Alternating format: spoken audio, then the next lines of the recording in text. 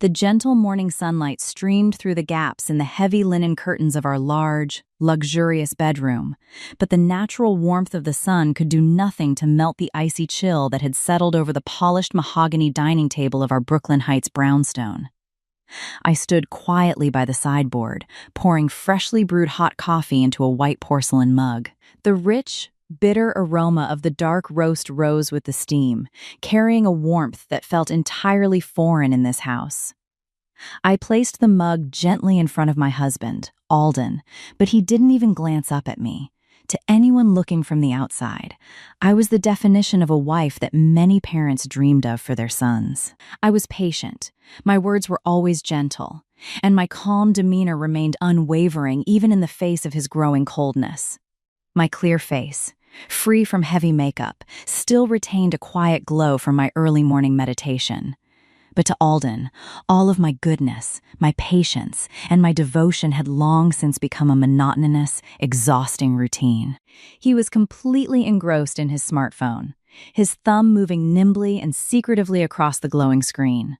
Occasionally, his brow would furrow in irritation, and then, a second later, his lips would curl into a faint, private smile that vanished the moment I sat down across from him. "Alden, your breakfast is getting cold," I said softly, sliding a plate of freshly made spinach and cheese omelets, which I had painstakingly prepared at dawn, toward him.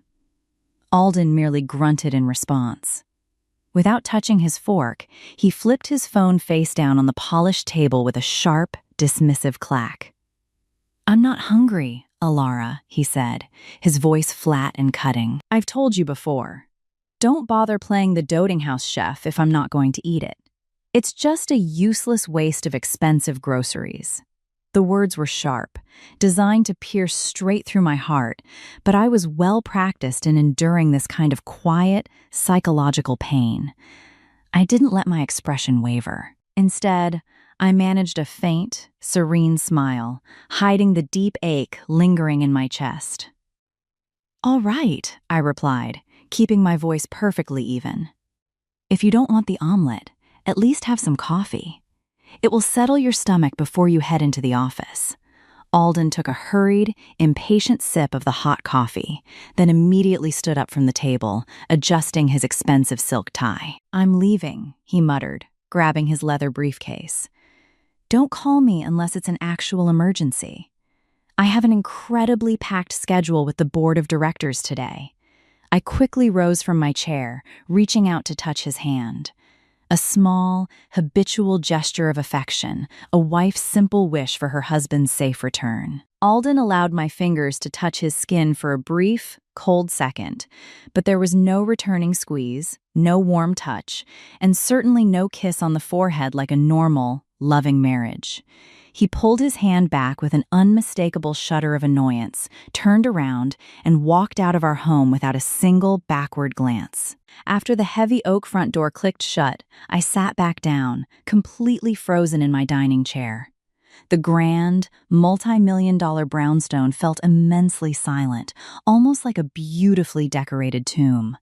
Suddenly, a sharp, throbbing pain shot through my right jaw, causing me to wince and press my hand against my cheek. The toothache had been bothering me since yesterday, radiating up to my head and completely stealing any appetite I might have had. I closed my eyes and let out a soft, tired sigh.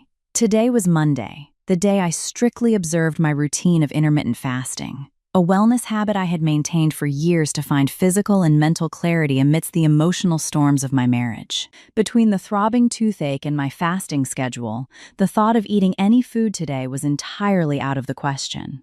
"Mrs. Collins, you should really rest," a gentle voice called out from the doorway. I turned my head to see Mrs. Gable, our senior housekeeper, who had been with my family since I was a child and was more like a mother to me than an employee. She carried a small silver tray holding a glass of warm water and a bottle of mild painkillers. Her kind face was etched with deep worry. "Is your tooth still bothering you? You've been holding your cheek all morning. When you finally break your fast tonight, please promise me you won't try to chew anything hard." I smiled gratefully at her, taking the painkillers. "Yes, it's still quite sore," Mrs.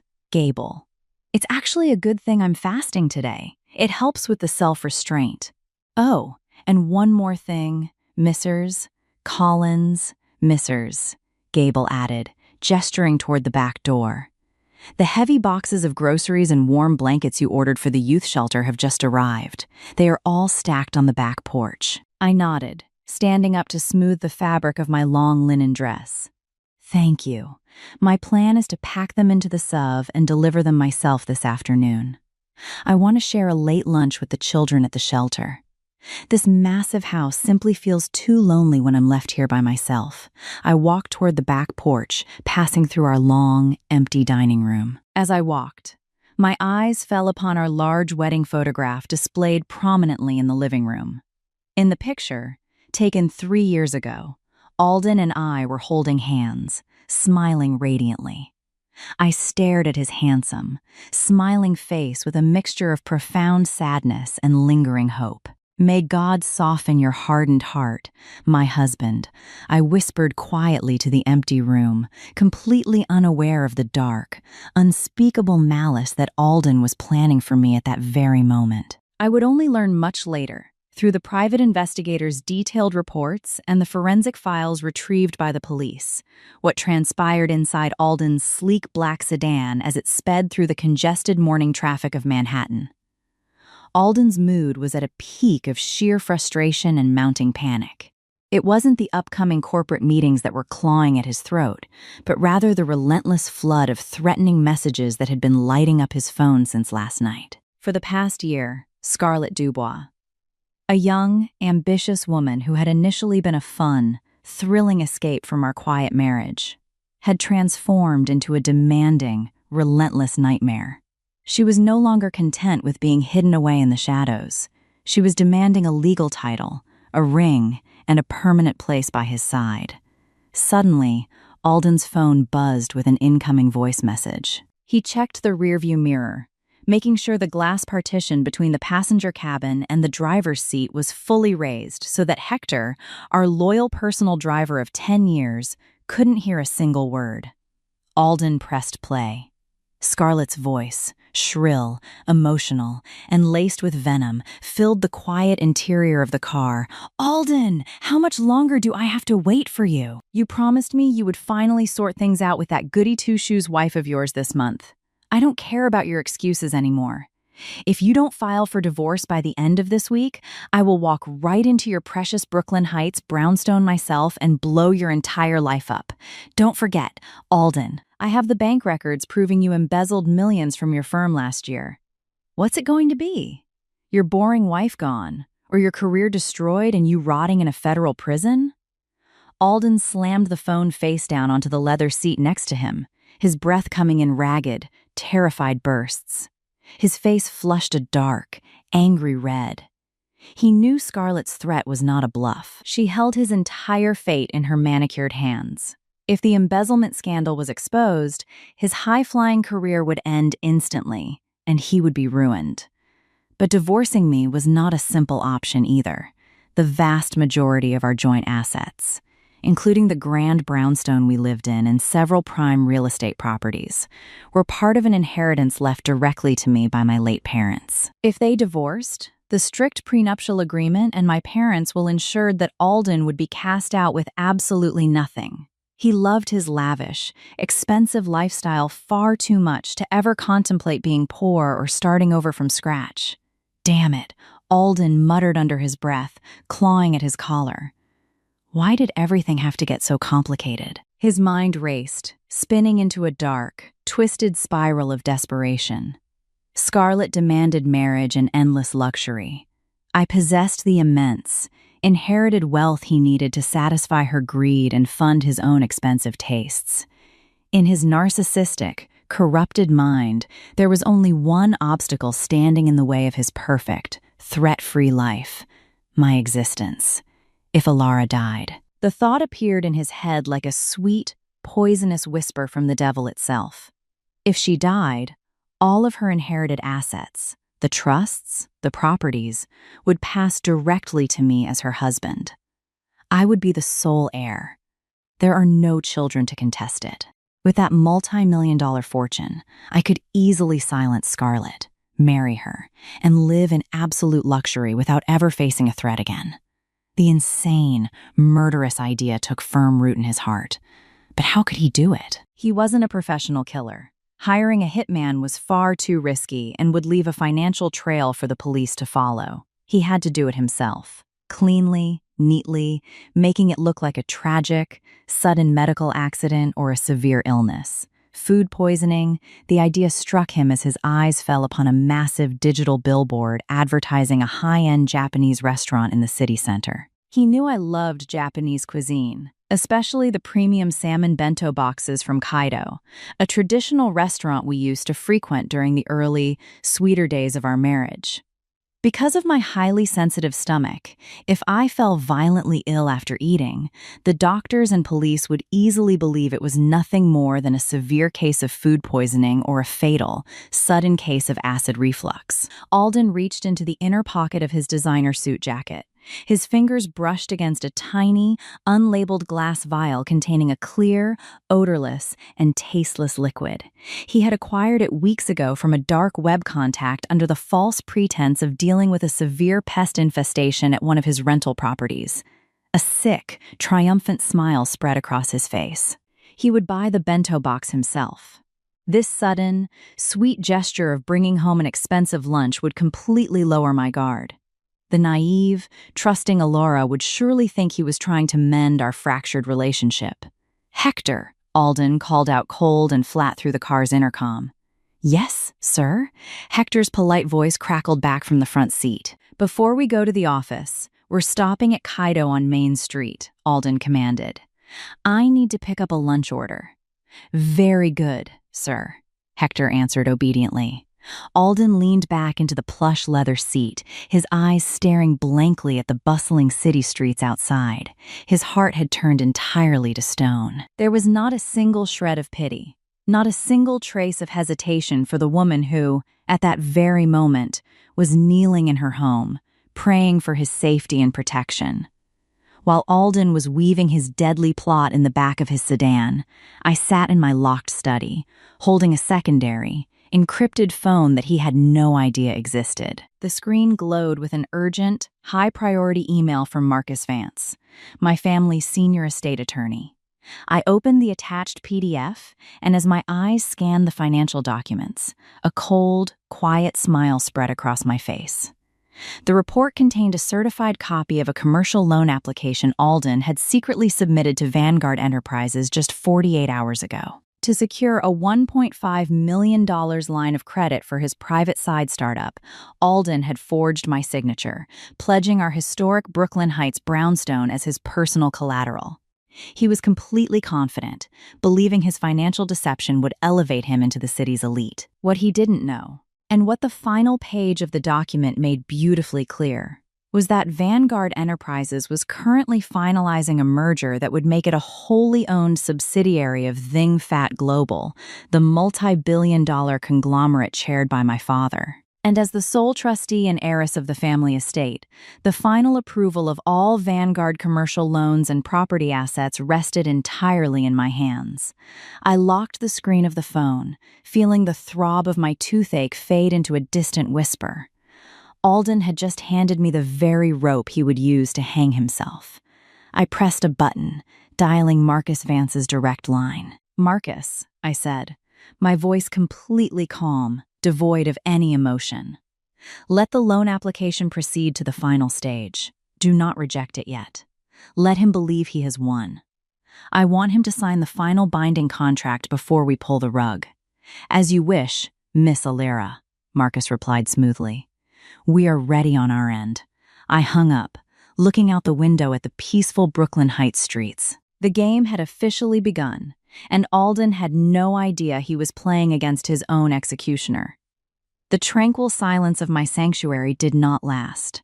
Just 48 hours after Alden's icy departure, the heavy brass knocker of our Brooklyn Heights brownstone rattled with a violent, demanding urgency. Before Mrs. Gable could even reach the foyer, the front door swung open. In strode my mother-in-law, Helen Collins, followed closely by Alden's 24-year-old sister, Audrey. They marched into the grand hallway, trailing the scent of cheap, overpowering perfume and dragging 3 massive designer suitcases behind them. Helen didn't bother greeting Mrs. Gable or me. Instead, her sharp, calculating eyes immediately began scanning the high ceilings, the crown molding, and the crystal chandelier, as if she were an appraiser calculating the net worth of my inheritance. Audrey let out an exaggerated sigh, tossing her faux leather trench coat onto my pristine white linen sofa. God, the traffic from JFK was absolutely brutal, she groaned, pulling out her phone. And this city air has already ruined my blowout. I stood at the top of the stairs, my hand resting on the wooden banister, watching their intrusive arrival. Descending slowly, my voice remained flat, cool, and entirely devoid of irritation. Helen, Audrey, I wasn't aware you were planning a trip to New York. Helen turned to face me, her lips tight, her eyes scanning my 9-month pregnant frame with a cold, dismissive assessment. A mother shouldn't need an invitation to visit her own son's home, Alara, she declared, her tone dripping with unearned authority. Audrey just quit her boutique job in Boston. She needs a change of scenery, a peaceful environment to clear her head and look for new opportunities. We've decided to stay here for a few months. Since you do nothing but sit at home translating useless papers all day, we figured you could use the help managing this massive place. Honestly, a house this size is wasted on someone with no sense of family duty. Before I could reply, Audrey pushed past me, her heels clicking loudly on the hardwood floor. She headed straight down the hallway toward the small, sunlit room adjacent to the master bedroom. It was the nursery. I had spent the last 2 months carefully preparing it for my son, painting the walls a soothing pastel blue, arranging the imported birch crib, and arranging the hand-woven blankets. "Oh my God! Mom! Look at this room!" Audrey squealed, throwing the door open. "The southern light in here is absolutely perfect for my morning makeup routines. And look at all this empty space. I can easily move this ugly crib out and turn this entire room into my walk-in closet and vanity studio." Helen walked up behind her, nodding in approval. "Yes, darling, this is perfect for you. As for the baby, he can sleep in the master bedroom with Alora. Newborns don't need their own room anyway. It's an absolute waste of space." I walked to the threshold of the nursery, my posture perfectly still. My hand touched the doorframe, my voice dropping to a dangerous, icy whisper. "Helen, Audrey, step out of this room. This is my son's nursery. Every piece of furniture was selected and arranged by me. If Audrey needs a room, the guest suite on the 3rd floor is fully furnished, spacious, and completely vacant." Helen's face contorted in instant rage. She took a step toward me, her finger pointing sharply at my chest. "How dare you speak to me with that tone in my son's house? Alden is the one working himself to the bone, paying the mortgage on this expensive brownstone while you sit here like a parasite. We are his family, and we have the right to use any room we want. You have no financial contribution to this household, so you don't get to dictate where my daughter sleeps. Learn your place!" Just then, the front door opened, and Alden walked in. He took one look at the tension in the hallway and immediately stepped beside his mother, wrapping an arm around her shoulders. "Alara, stop causing a scene," Alden ordered, his voice sharp and menacing. "My mother and sister have had a long flight. If Audrey wants this room, let her have it. You're at home all day anyway. You can easily sleep with the baby in the master bedroom. Furthermore, starting tomorrow, I expect you to cook proper, 6-course meals to Boy-Bo for my mother and sister. They've traveled far, and the least you can do to earn your keep in this house is to serve them." I looked at the 3 of them standing in my hallway. They looked so triumphant, so utterly convinced of their own stolen power. It was almost comical. "Very well," I said softly, giving a slight, elegant nod. "If that is what you have decided." My eerie calm sent a momentary shiver through Alden, but his arrogance quickly returned as he sneered, assuming my silence was just the submission of a weak, dependent wife. "Good. At least you're smart enough to know when to shut up. That night, after the house grew quiet, I sat at my vanity, staring at the screen of my personal tablet. I logged into our joint savings account, a fund I had quietly established with my own freelance earnings to secure my baby's medical and educational future. My blood ran cold. The balance, which had stood at over $200,000 just last week, was now exactly zero. I pulled up the transaction history. 2 days ago, the entire sum had been wired directly to a luxury boutique in Manhattan.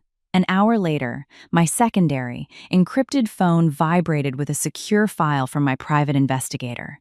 It contained a high-resolution photograph of Alden's mistress, Scarlett, walking out of that very boutique, smiling radiantly as she clutched a limited-edition exotic leather Hermes handbag. A dark, freezing anger settled deep within my chest. I took a small, high-sensitivity recording device from my drawer, slipped it into the pocket of my cardigan, and walked down the hall toward Alden's home office. He was sitting at his mahogany desk, sipping whiskey, his face glowing in the light of his laptop screen as he calculated his imaginary future wealth. I stepped into the room, placing the printed bank statement quietly on his desk. "Alden," I said, my voice as smooth and cold as glass. "Why did you drain our son's savings account? $200,000 of my hard-earned money was wired to a luxury boutique. You used our baby's future to buy a Hermes bag for your mistress." Alden froze for a fraction of a second. Then, his eyes narrowed into an ugly, vicious glare. He stood up slowly, towering over me, his face twisted in a display of narcissistic rage. "How dare you spy on my accounts?" he roared, slamming his fist onto the desk. He snatched the paper from my hand and ripped it to shreds, throwing the pieces in my face. "That money belongs to this household, which means it belongs to me. I am the man of this house, and I will spend it however I damn well please." Before I could take a step back, Alden lunged forward. His hand flew out, landing a vicious, cold-blooded slap across my face. The force of the blow was so brutal that my feet slipped on the hardwood floor. I fell backward, my shoulder slamming painfully against the wooden bookcase. A sharp, hot pain flared in my jaw, and a thin trickle of crimson blood began to seep from the corner of my split lip. I did not scream. I did not cry. I slowly pushed myself up, resting my back against the bookcase to support my pregnant belly. I reached up with a trembling finger, wiped the warm blood from my lip, and stared at the red stain on my skin. Then, I raised my eyes and looked directly into Alden's face. My gaze was so cold, so entirely devoid of fear or humanity, that Alden actually took half a step back, his eyes widening in momentary terror. He tried to mask his fear by reaching into his drawer and throwing a thick, stapled document onto the desk. It was a pre-prepared divorce agreement. "Sign it," Alden hissed, his voice shaking with a mixture of anger and adrenaline. "I've already signed my part. The moment you give birth to that brat, you are going to sign this, waive all rights to child support, and get the hell out of my brownstone. I am done living with a useless, barren, paranoid wife like you. Scarlett is the woman who belongs by my side. She is currently setting up a meeting for me with the executive board of Vanguard Enterprises. Once they approve my $1.5 million commercial loan, I will be a partner, and you will be nothing but a distant, pathetic memory." Outside the office door, I could hear the muffled, high-pitched giggles of Helen and Audrey, who had been listening to the entire altercation, thoroughly enjoying my physical and emotional degradation. I looked at the divorce papers, then looked back at Alden. A slow, chilling smile touched my bloody lips. "Very well, Alden," I whispered, my voice barely audible but carrying the weight of an absolute death sentence. "I will sign when the perfect moment arrives." Alden snorted in disgust, turning his back on me as if I were nothing more than a beaten dog. "Get out of my sight and clean up your face. You look disgusting." I silently turned and walked out of the room, closing the door behind me. I retreated to my locked study, my heart beating in a slow, steady, and terrifying rhythm. I pulled out my encrypted secondary phone and dialed my family's trusted attorney, Marcus Vance. "Miss Alara," Marcus answered instantly, his voice grave. "Our monitors just flagged an unauthorized attempt to access your parents' primary trust fund using a forged power of attorney. It was submitted by Alden's legal counsel." "Let them try, Marcus," I whispered, looking at the blood on my fingertips. "But more importantly, I need you to dispatch a private security team to shadow my brownstone. My husband has officially crossed the point of no return. He just laid his hands on me. My God, Miss Alara, are you all right? We can have the police arrest him immediately for domestic assault," Marcus urged, his voice tight with protective fury. "No," I replied, my voice completely flat and calm. "An arrest for simple assault is too gentle. He wants my inheritance. He wants my life. I want to watch him lose every single thing he has ever coveted. Let him believe his Vanguard loan is secure. Let him believe he is about to become a king." "Understood, Miss Alara. The trap is set on our end. Vanguard's board of directors will hold the final loan approval meeting this Thursday, the exact day Vanguard is absorbed by Thing Fat Global." I hung up the phone. But as I sat in the darkness, a sudden, chilling realization washed over me. I stood up, walked to my desktop, and pulled up the live audio feed from the miniature recording device I had secretly slipped into the bottom of Alden's desk drawer before leaving his office. The audio was crisp. I could hear the clinking of whiskey glasses and the low, conspiratorial voices of Alden, Helen, and Audrey gathered inside his office. "Are you sure the clear liquid won't leave a trace, Alden?" Helen's cold, whispered voice came through the speaker, sending a sudden, icy shiver down my spine. "If the police do an autopsy, we can't have them finding anything. She must look like she died of natural pregnancy complications." "Don't worry, Mom," Alden's voice replied, smooth and entirely devoid of human soul. "My dark web contact assured me it's completely undetectable. One dose in her food, and her heart will simply stop within hours. The coroner will write it off as sudden eclampsia or severe food poisoning. By Friday, the brownstone, the trust funds, and the Vanguard partnership will all be ours. Alora won't even live to see her son take his first breath." I sat in the dark, my hand tightly clutching my swollen belly, listening to my husband plan my murder. The gleaming black sedan pulled smoothly into the crowded parking lot of Kaido, an upscale Japanese restaurant in downtown Brooklyn known for its pristine quality and wallet-draining prices. In the early, sweeter days of our marriage, Alden had often brought me here. I always ordered the exact same thing: the premium bento box with wild-caught salmon teriyaki and organic miso soup.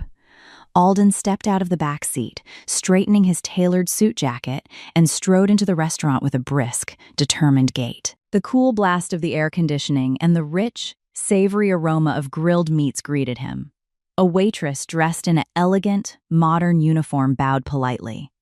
"One premium salmon teriyaki bento. To go," Alden said flatly, his voice devoid of warmth, refusing to return the waitress's polite smile. "Of course, sir. It will be just a moment," she replied with a bow. While waiting, Alden tapped his fingers impatiently against the polished mahogany checkout counter. His heart pounded violently against his ribs. Not from anticipation of the food, but from the raw adrenaline of the dark, irreversible plan he was about to execute. He glanced around the restaurant nervously, his eyes darting from corner to corner, making sure he didn't recognize any of the wealthy patrons. He felt as if 1,000 eyes were watching him, though in reality, the other customers were far too busy with their own private lunch conversations to notice his trembling hands. Soon, the order was ready. The bento was presented in an elegant, tiered black lacquer container, beautifully wrapped with a crimson silk ribbon, complete with cedar chopsticks and a wet napkin. Alden paid quickly with his corporate credit card and walked back out to the waiting sedan. "Drive, Hector," Alden ordered through the intercom the moment he slid into the plush leather back seat. "Find a quiet, secluded parking spot in the business park down the road. I need to make an important, confidential client call and require absolute privacy." "Of course, sir," Hector replied obediently. The loyal driver, who had worked for our family for nearly a decade, merely nodded. He navigated the luxury vehicle out of the bustling commercial district and drove toward a quiet, tree-shaded parking area behind an empty office building.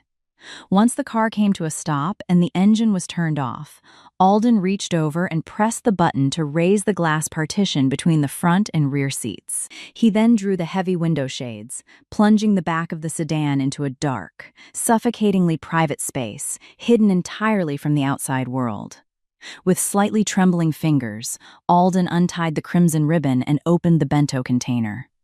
The rich, savory scent of sweet soy sauce, grilled garlic, and fluffy Japanese rice filled the cabin. The food looked incredibly appetizing. A thick, glistening piece of salmon coated in a deep brown teriyaki glaze, nestled alongside a crisp ginger salad, a slice of golden tamagoyaki, and a sealed cup of miso soup. Alden took a deep, shaky breath, trying to steady his nerves. He reached into the inner pocket of his jacket and pulled out the small, unlabeled glass vial of clear liquid, alongside a sterile syringe he had secretly purchased earlier. Carefully, his hands slick with cold sweat, Alden drew the clear, odorless poison into the syringe. One drop is enough to cause severe, debilitating abdominal cramps, but a full syringe will stop a heart entirely within a few hours. The dark web seller's instructions echoed in his mind.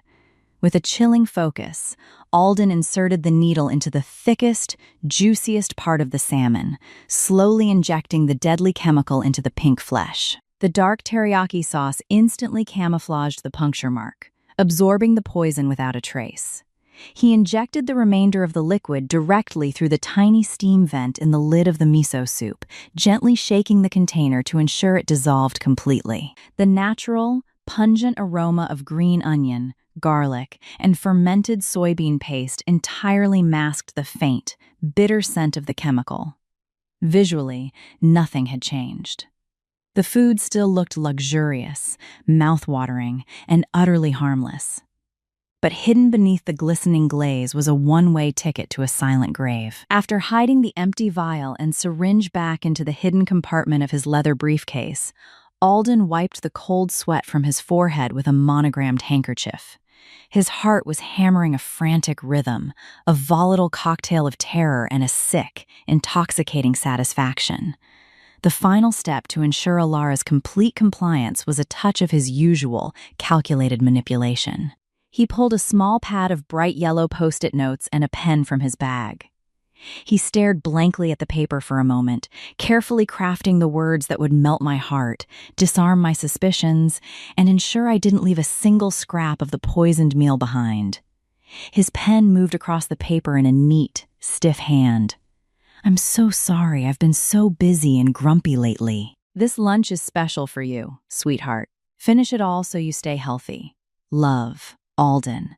He stuck the yellow note directly onto the center of the lacquer lid, admiring his handwriting.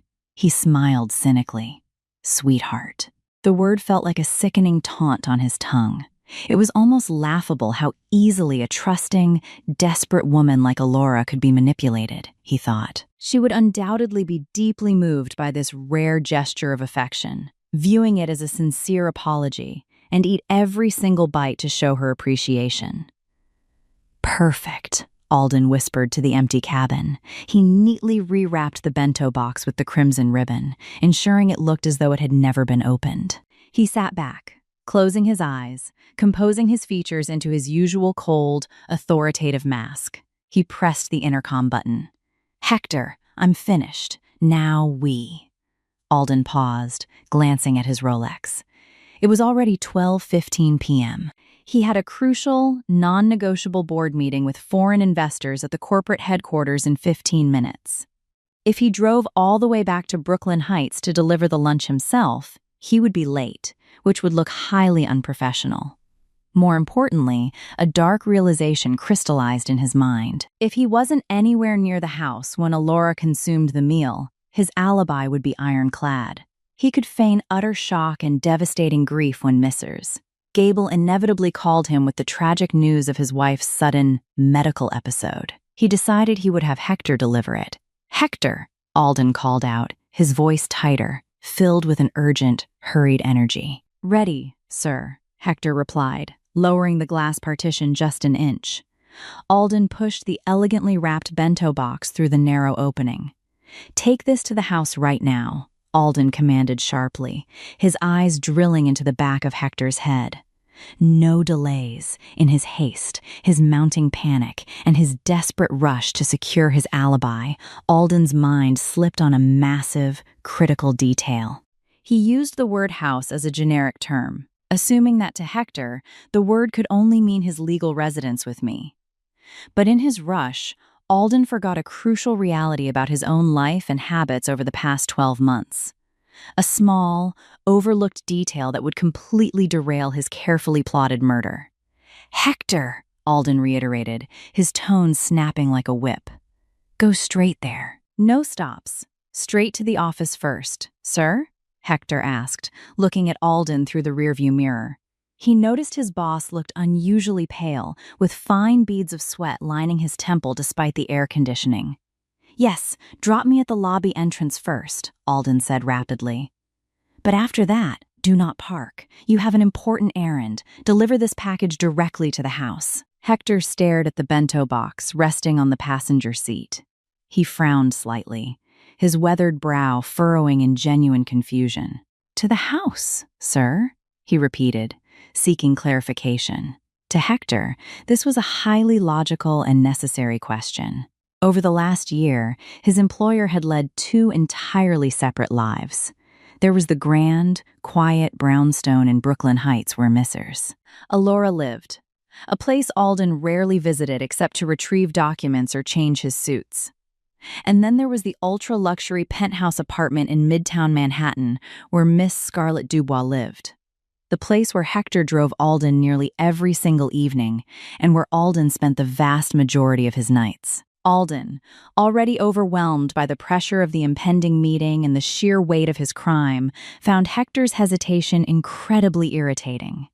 He was terrified that if he explicitly spoke my name, Alora, it would linger in Hector's memory as an unusual detail, since he hadn't sent his wife a gift or a meal in over a year. He wanted the delivery to seem casual, like a normal, unremarkable routine. "Yes, to the house!" Alden snapped, his eyes flashing with sudden, explosive anger.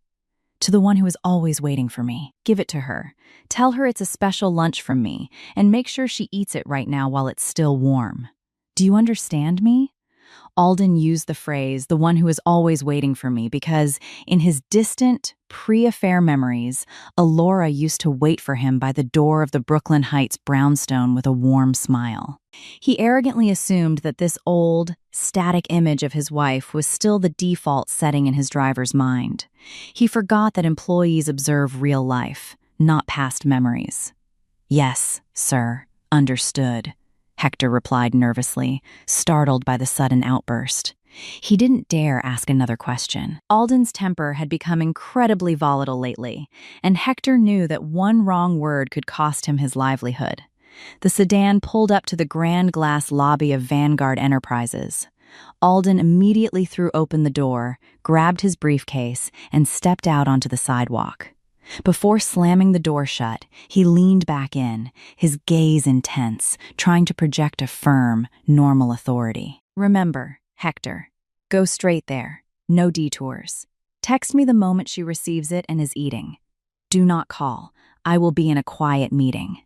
"I will do exactly as you said, sir," Hector confirmed. Alden slammed the door. He stood on the busy Manhattan sidewalk for a moment, taking a deep, chest-expanding breath of the city air. He felt a profound sense of relief, as if a massive, heavy boulder had just been lifted from his shoulders. He watched the sleek black sedan merge back into the traffic, carrying the deadly bento box away. A cold, victorious smile played on Alden's lips. "Goodbye, Alora," he thought, adjusting his cuffs. "Enjoy your very last meal." With a light, confident step, Alden turned and strode into the skyscraper, completely unaware that his own arrogant, ambiguous words had just set the wheels of fate spinning in a direction he could never have anticipated. As Alden rode the elevator up to the executive suite, Hector navigated the sedan through the heavy midday traffic. The bento box sat innocently on the passenger seat, a beautifully wrapped package carrying a silent death sentence. But inside Hector's mind, a quiet battle of logic was taking place. He kept repeating his boss's words over and over, to the house, to the one who is always waiting for me. Hector had been a silent witness to Alden's life for 10 years. He knew the intimate details of his master's schedule far better than Alden realized. In the past, the house meant Brooklyn Heights. But for the last 12 months, Alden's definition of home had completely shifted. Almost every single night, Alden stayed at the Midtown penthouse. Poor Mistress. Alara, Hector thought with a sigh of pity. Whenever he had driven Alden to Brooklyn Heights recently, the house was dark, quiet, and cold. Alara was never waiting at the door. She was usually resting, praying in her private room, or out participating in her charity work. Their relationship was dead. But Miss Scarlet? Scarlet was always waiting.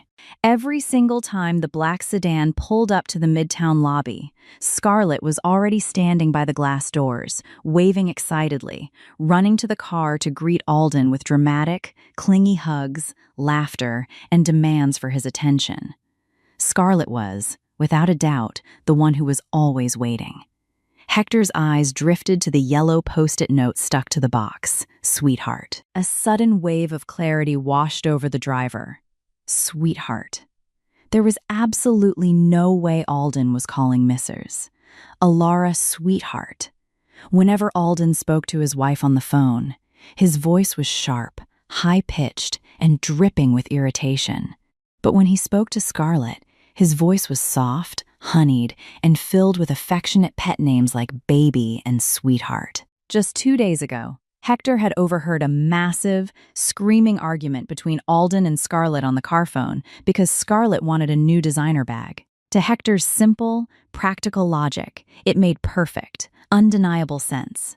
Alden had purchased this incredibly expensive bento box from Kaido as an apology gift to appease his angry mistress. This must be for Miss Scarlet, Hector murmured to himself, nodding in quiet pride.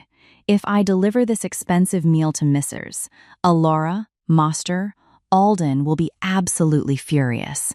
I could get fired for making such a stupid mistake. He told me not to ask questions, which means I have to be smart. The traffic light ahead turned green. At the upcoming major intersection, there were 2 distinct paths. To the left lay the bridge leading back to Brooklyn Heights, Alara's quiet, fasting sanctuary. To the right lay the expressway heading straight into the heart of Midtown Manhattan, Scarlet's luxury high-rise. Without a single moment of hesitation, Hector turned the steering wheel sharply to the right. The black sedan accelerated up the on-ramp, moving rapidly away from the woman who was currently kneeling on her prayer rug, and sped toward the mistress's apartment. Fate, guided by the innocent hands of a driver simply trying to protect his job, had just diverted the path of death. Throughout the drive, Hector felt a deep sense of satisfaction, imagining how thrilled Miss Scarlet would be. She would surely give him a generous tip, perhaps enough to help buy parts for his son's motorcycle. Beside him, the poisoned bento box jiggled slightly with the motion of the car, the deadly chemicals thoroughly saturating the tender salmon fibers, heading toward a target its creator had never intended to kill. 30 minutes later, the sedan pulled up to the glittering glass lobby of Scarlet's high-rise. Hector parked, carefully carried the bento box inside, and rode the elevator up to the 15th floor. He walked down the quiet, thickly carpeted hallway to Unit 1508 and rang the doorbell. The door swung open, and Scarlet stood there, dressed in silk loungewear, her face slightly puffy from her anger the day before. But her eyes lit up instantly when she saw the luxury restaurant logo on the bag in Hector's hands. A lunch delivery from Mr. Alden, Miss Scarlet, Hector said with a polite bow. He said it is special for you, and you should eat it right now while it's still warm. Scarlet's eyes widened. She took the bag, her gaze landing immediately on the bright yellow post-it note. She read the words, I'm so sorry. Special for you, sweetheart. Finish it all. Love, Alden. A triumphant, arrogant smile spread across Scarlett's face. All of her anger from yesterday vanished in an instant. She felt intensely loved, validated, and victorious. Oh, Alden is so sweet, she giggled, her cheeks flushing with pride. She looked at Hector, her face beaming. Thank you so much, Hector. You are very welcome, Miss. Master Alden insisted you finish it all, Hector added innocently, repeating the deadly instruction. Of course I will. Tell him I'm eating it right now. I haven't eaten a thing all morning. Scarlett reached into her designer purse, pulled out a crisp, green $100 bill, and slid it into Hector's hand. Here, for your trouble. Thank you, Miss Scarlett, Hector beamed, bowing deeply.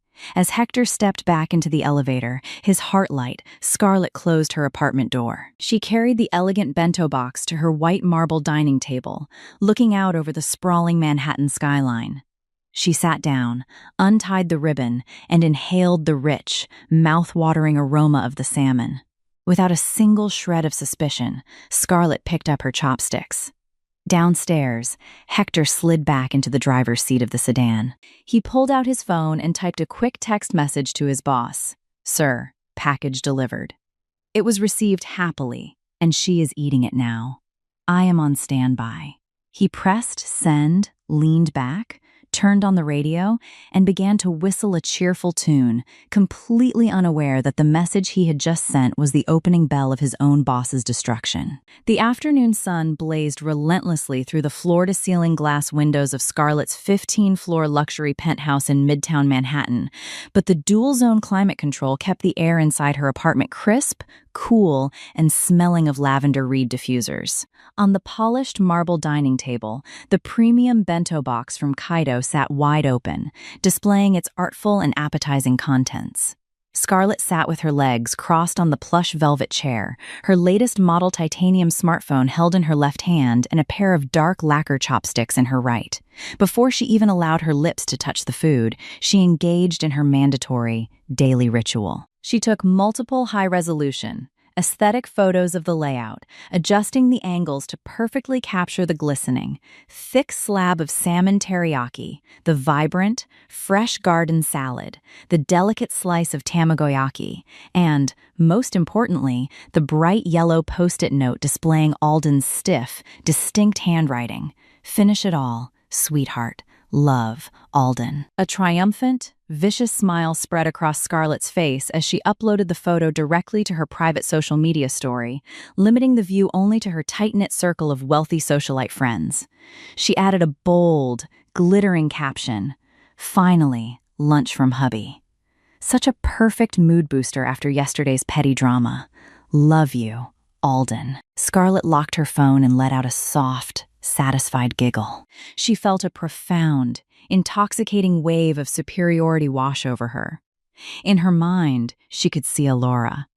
Sitting alone in that dark, suffocating Brooklyn Heights brownstone, probably eating cold leftovers or sipping tasteless herbal tea, completely unaware that her husband was spending hundreds of dollars to deliver a premium lunch to his true love. "Let's eat," Scarlett whispered happily to herself, setting her phone down next to her crystal glass of sparkling water.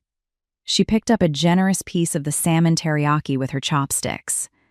The thick, glistening brown sauce clung beautifully to the delicate, flaky pink fish. Without a single trace of hesitation, Scarlett placed it into her mouth. The savory, sweet, and deeply umami flavors of the teriyaki exploded across her palate, followed by the rich, buttery texture of the premium salmon melting on her tongue. It was absolutely delicious. However, as she chewed and swallowed, a faint, almost imperceptible bitter aftertaste lingered at the very back of her throat. Scarlett frowned slightly, tapping her chopsticks against the porcelain plate.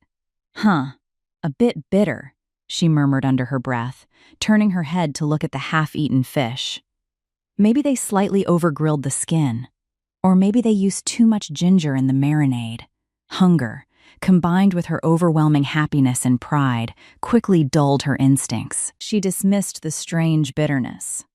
Kaido was one of the most exclusive and highly rated Japanese establishments in Manhattan.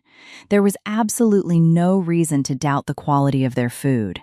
She took another large bite, this time pairing the savory salmon with a mouthful of fluffy, warm Japanese rice before opening the sealed container of miso soup. Bite after bite, spoon after spoon, the odorless, tasteless, clear liquid poison seeped into her system, absorbed rapidly by her digestive tract and entering her bloodstream. It began its silent, systematic journey toward her central nervous system and vital organs, carrying a one-way ticket to absolute destruction. Scarlet ate heartily, completely distracted by her phone as it vibrated with incoming messages from her friends. They were gushing over Alden's attentiveness, leaving comments about how lucky she was to have a man who treated her like a queen even before the divorce was finalized.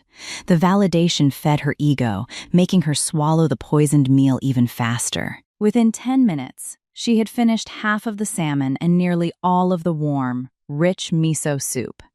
The warmth of the soup felt comforting in her stomach, at least for the first 5 minutes.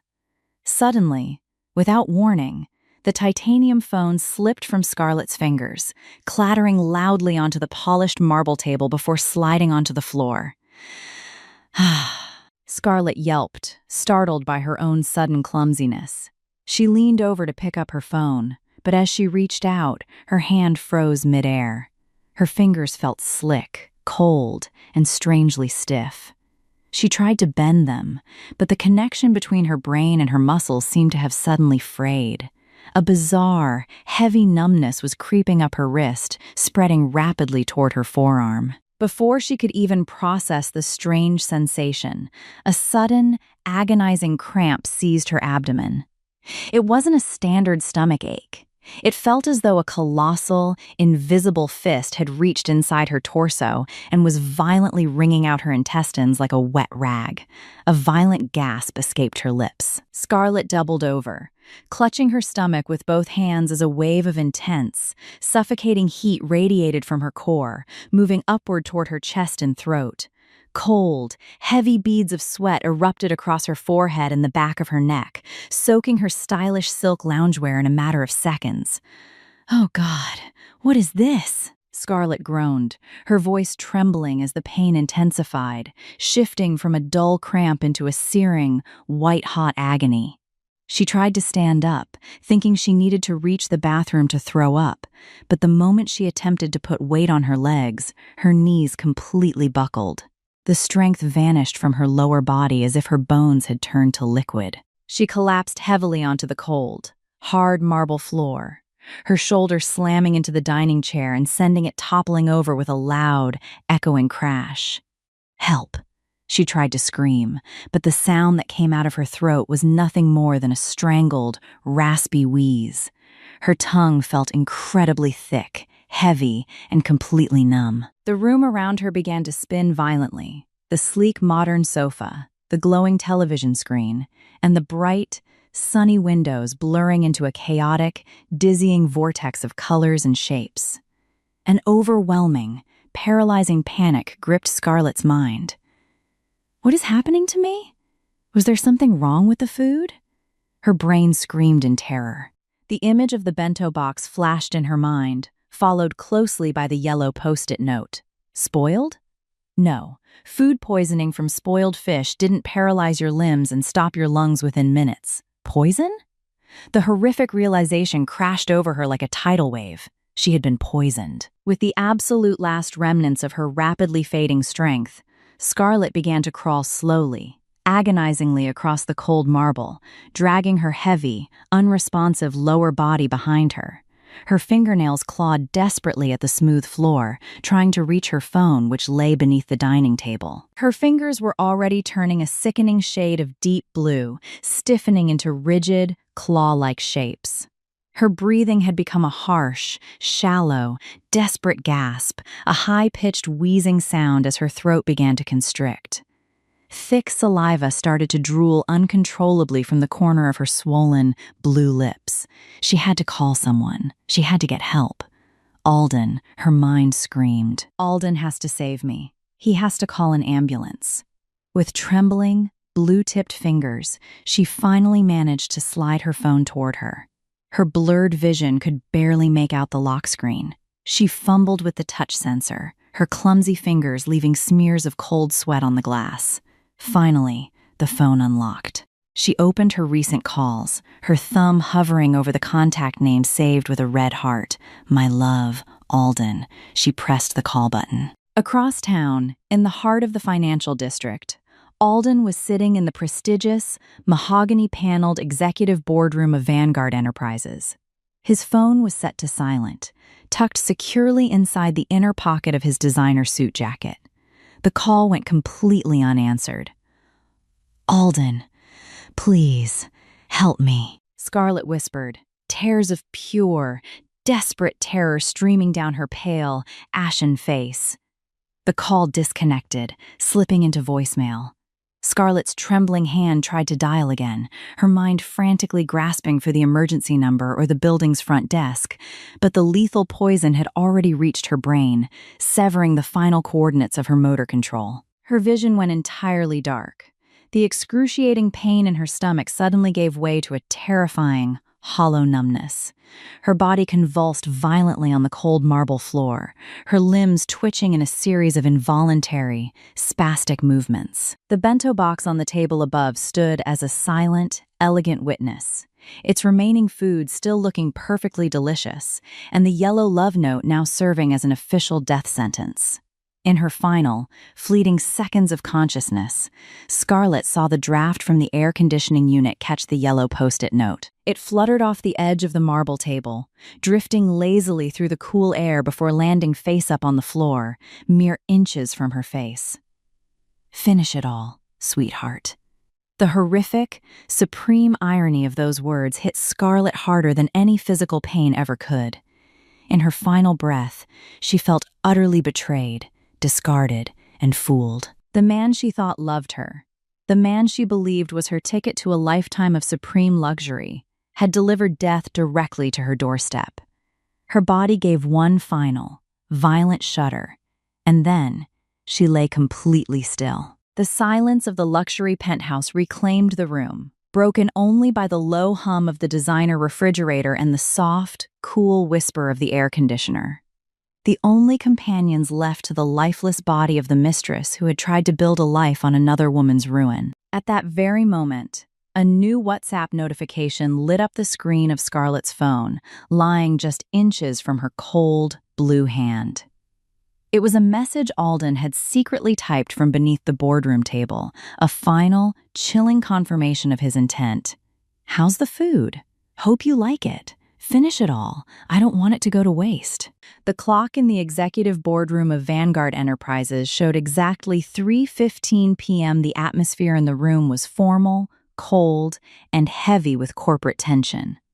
Alden sat at the far end of the long, polished mahogany table, surrounded by regional directors and foreign investors. As a director, he was required to project an aura of absolute authority and calm competence.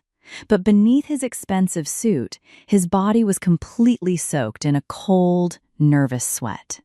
His left foot tapped incessantly, a silent, frantic rhythm against the plush carpet. His mind was miles away, flying across the East River to the historic brownstone in Brooklyn Heights. The poison should have worked by now, he thought, his heart hammering violently against his ribs. Alara should be dead, Mrs. Gable has probably walked into the dining room by now and found her body. My phone should be ringing any second with the tragic news. Alden had meticulously planned his performance for the aftermath. The moment his phone rang, he would answer it, put on an expression of utter horror and devastation, and abruptly excuse himself from the high-profile meeting due to a sudden, tragic family emergency. He would rush back to Brooklyn Heights, weep hysterically in front of the police and the paramedics, and immediately use his corporate connections to block any invasive autopsy, citing religious or personal family reasons. And then he would be free. Alara's multi-million-dollar inheritance, the historic brownstone, the prime Manhattan real estate, and her family's trust funds would pass directly into his hands. He could finally marry Scarlett, pay off his embezzlement debts, and live the rest of his life in absolute, unbothered luxury. Master Collins, what are your thoughts on this new Q3 market expansion strategy? One of the primary Vanguard investors asked, his voice suddenly shattering Alden's dark daydream. Alden flinched, clearing his throat quickly as he tried to pull his mind back to the boardroom. Yes, of course, he stammered, offering a vague, generic corporate nod. I agree completely. Let's proceed exactly as outlined. He had absolutely no idea what had just been proposed. Suddenly, the tense silence of the boardroom was shattered by the loud, shrill, and high-pitched ring of Alden's phone. Because he was expecting the call, he had secretly turned his ringer back on high. The sound echoed through the quiet room like a siren, drawing the irritated stares of every executive at the table. But Alden didn't care. His heart leaped into his throat. This is it, he thought, his eyes widening with dark excitement. Time to start the show. He pulled the phone from his pocket, his hand trembling with adrenaline. But as his eyes fell upon the screen, his brow furrowed. It wasn't his home number, nor was it Mistress. Gable's cell. It was an unknown, 10-digit local landline. Probably the hospital or the first responders, he reasoned quickly. He slid the green button, pressing the phone to his ear as he stood up from his chair, put on his best, deeply worried expression, and prepared to excuse himself. "Hello?" he said, his voice laced with a carefully manufactured, urgent concern. "This is Alden Collins." "Mr. Collins?" A woman's voice asked, her tone professional, rushed, and heavily strained. In the background, Alden could hear a chaotic symphony of screaming sirens, shouting medical personnel, and the unmistakable, frantic atmosphere of an emergency room. "We are calling you from the emergency trauma bay at Metro Health Center. We need you to come down here immediately." The corner of Alden's lip twitched, almost forming a victorious, sinister smile. It worked. His mind cheered. Alara is in the hospital. She's probably already dead or on life support. "Oh my God," Alden cried out, his voice cracking with feigned panic, loud enough for everyone in the boardroom to hear. "My wife! What happened to my wife? Is Alara okay?" There was a sudden, jarring pause on the other end of the line. The medical officer sounded deeply confused. "Your wife, sir? No, we found an id in the victim's designer wallet. The victim admitted to our is not your wife. Her name is Miss Scarlett Dubois." Alden's entire world stopped turning. The blood drained from his face in a single, icy second, leaving his skin a deathly, paper-white pale. His eyes widened to their absolute limits, his pupils constricting into tiny, terrified pinpricks. The phone in his hand suddenly felt like a block of burning dry ice, freezing his fingers. "What?" Alden whispered, his voice suddenly dropping to a hollow, barely audible gasp. Who did you say?"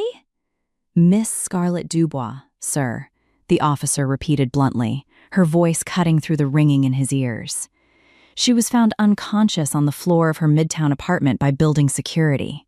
A highly toxic chemical substance was found in her system, likely from a lunch order she ate. "The poison is extremely potent, sir, and her cardiovascular system is failing rapidly. You were listed as her primary emergency contact and her most recent call. You need to get to Metro Health Center immediately, or she won't make it through the hour." The officer's words faded into a loud, roaring static in Alden's ears. Scarlett? Why Scarlett? His mind went completely blank. And then, a horrific rush of memory fragments flashed behind his eyelids in a blinding, chaotic storm. "Take this to the house right now, to the one who is always waiting for me." The words of his own rushed, arrogant command echoed in his ears, followed by the image of Hector's confused face. "To the house, sir?" And then, the final, crushing puzzle piece clicked into place. Over the last year, he had spent nearly every night at Scarlett's Midtown penthouse. To Hector, the driver who watched his daily routines, the house of the woman who was always waiting wasn't the cold, quiet brownstone in Brooklyn Heights where Alora lived. It was Scarlett's apartment. Alden staggered backward, his legs completely giving out beneath him as he collapsed heavily back into his leather boardroom chair, knocking a stack of financial folders onto the floor. "Musher Collins? Collins? Are you all right?" a colleague asked, rushing over, deeply alarmed by the director's sudden, ghostly appearance. But Alden couldn't answer. He sat frozen, trapped in his own nightmare. He had spent weeks planning the perfect murder of his wife to save his mistress and his career. But through his own hurried, arrogant, and stupidly ambiguous command, he had sent the deadly poison directly to the only woman he desired. He had systematically murdered his own mistress. The hospital corridor of the Metro Health Center smelled of antiseptic, cheap wax, and concentrated anxiety. Fluorescent lights buzzed overhead, casting a harsh, artificial glare on the linoleum floor. I stood near the entrance of the emergency waiting room, my back straight, my hands folded calmly over my abdomen. The dull throb of my toothache was entirely gone now, replaced by a profound, cold clarity. Next to me sat Hector, his head buried in his rough, calloused hands, his broad shoulders shaking with quiet, exhausted sobs. Two uniformed police officers stood on either side of the bench, their faces grim, their eyes fixed on the entrance doors. Then, the double doors burst open. Alden ran into the hallway, his hair disheveled, his expensive tie loosened and askew, and his designer suit jacket damp with sweat. He looked like a madman, his eyes wild and bloodshot as they scanned the corridor. He was panting heavily, his chest heaving under his tailored shirt. But his frantic steps came to a sudden, violent halt. His leather shoes skidded slightly on the polished floor, and his face drained of what little color it had left. He stared at me. His knees visibly buckled, and for a terrifying second, I thought he might collapse right there. His mouth fell open, his lips trembling as he looked at my perfectly healthy, serene face, my simple linen dress, and my uninjured, calm posture. "Alara," he whispered, his voice a hoarse, cracked wheeze. You're here. You're alive. Yes, Alden," I said, my voice steady, cool, and entirely devoid of emotion. "I am very much alive. There he is. That's Master Collins." Hector cried out from the bench, jumping to his feet. The driver's voice was a mixture of absolute terror and desperate relief. "He's the one who gave me the package. He's the one who wrote the note." The two police officers immediately stepped forward, their heavy boots clicking authoritatively against the floor. They intercepted Alden before he could take a single step backward toward the exit. "Emerald? Alden Collins?" the taller officer asked, his tone flat and unyielding. Alden swallowed hard, his eyes darting frantically between me, the officers, and the sobbing driver. The arrogance that had defined him for years, the supreme self-assurance of a man who believed he was always the smartest person in the room, vanished in an instant. He looked small, pathetic, and utterly trapped. "Yes," Alden stammered, his hands shaking as he clutched his briefcase to his chest like a shield. "Yes, that's me. Officers, what is the meaning of this? There has been a terrible mistake. My wife. I thought my wife was—" "Your wife is perfectly fine, Master Collins," the officer interrupted coldly. "We need to ask you some urgent questions regarding an attempted murder case." The victim, Miss Scarlett Dubois, was pronounced dead exactly 10 minutes ago. Dead. The word hit Alden like a physical blow. He staggered backward, his shoulder slamming hard against the beige drywall. His briefcase slipped from his numb fingers, clattering loudly against the floor and spilling corporate documents across the linoleum. No, that's impossible," Alden hissed, tears of sheer panic finally springing to his eyes. "It must have been an accident! It was just food poisoning! A bad batch of fish!" Kaido is a reputable restaurant. They must have served spoiled. "It wasn't food poisoning, Muster Collins," the officer said, pulling a clear plastic evidence bag from his pocket. Inside the bag sat the messy, half-eaten bento box from Kaido, a plastic container of miso soup, and stuck firmly to the lid, a bright yellow post-it note. Even through the plastic, the neat, stiff handwriting was unmistakable. "Finish it all, sweetheart. Love, Alden. Your driver, Hector, has already given us a detailed preliminary statement," the officer continued, pointing to the evidence bag. "He testified that you handed him this specific package with strict instructions to deliver it to the house and ensure the one who is always waiting ate it immediately. Our on-site forensics team has already run a rapid analysis on the remaining salmon and miso soup. Both were laced with a lethal concentration of industrial cyanide. And this handwriting, this is yours, isn't it?" Alden stared at the yellow note. His own handwriting, the very instrument he had used to convey his sweet, manipulative lie, had become his legal death warrant. He looked at the paper, then looked at me, his eyes wide with a horrific, sickening realization. He had designed the perfect murder. He had chosen the undetectable poison. He had camouflaged it in my favorite food. He had drafted the perfect, loving message to lower my guard. And then, in his rushed, arrogant panic to secure his multi-million-dollar future, he had given a vague, lazy command. He had told his driver to take it to the house, to the one who was always waiting. But for over a year, his home had not been our quiet brownstone in Brooklyn Heights. His home had been the Midtown penthouse. The woman waiting for him, running to embrace him at the elevator doors while I fasted and prayed in silence, had been Scarlett. Hector, trying only to be a loyal, smart employee who avoided asking too many questions of his explosive boss, had taken the deadly gift straight to the address of his betrayal.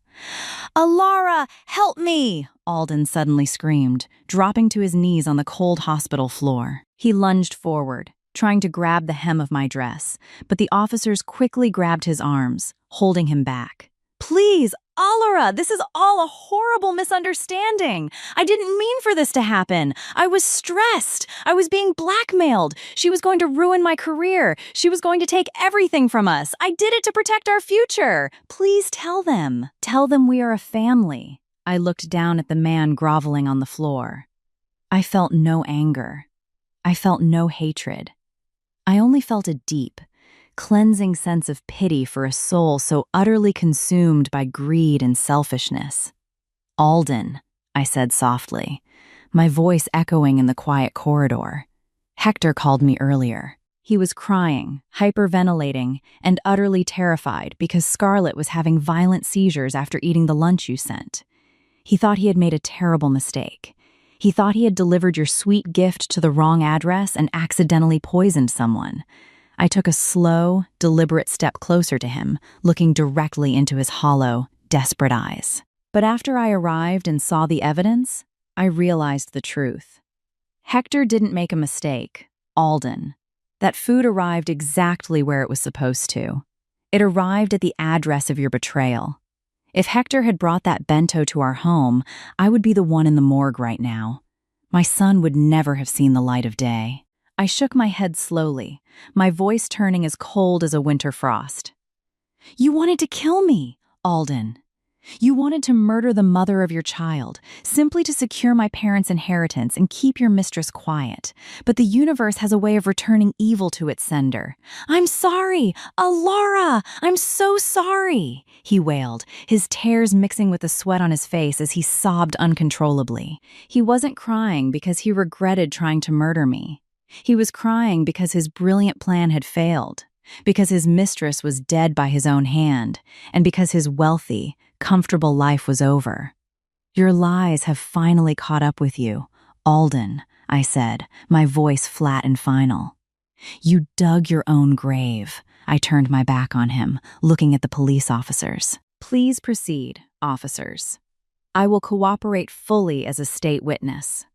I can verify that my husband did not come home today, that we have been estranged, and that he has had no contact with our household since this morning." The officers nodded respectfully. "Thank you, Mrs. Collins." With a swift, practiced motion, the taller officer pulled Alden's arms behind his back. The sharp, metallic click of the handcuffs locking around his wrists was the most satisfying, definitive sound I had ever heard. It was the sound of a 3-year prison of a marriage finally being unlocked. Merc. "Alden Collins, you are under arrest for the premeditated murder of Scarlett Dubois and the attempted premeditated murder of Alora Collins," the officer intoned, hauling the weeping, broken man to his feet. As they led him down the corridor, Alden looked back one last time. His face was a mask of sheer, unadulterated ruin. He saw me standing tall, serene, and absolutely unbroken. And next to me, he saw Hector, whom I had gently placed my hand on to comfort. I had already promised Hector that my family's trust would cover his legal representation, retain his employment, and ensure his family was taken care of.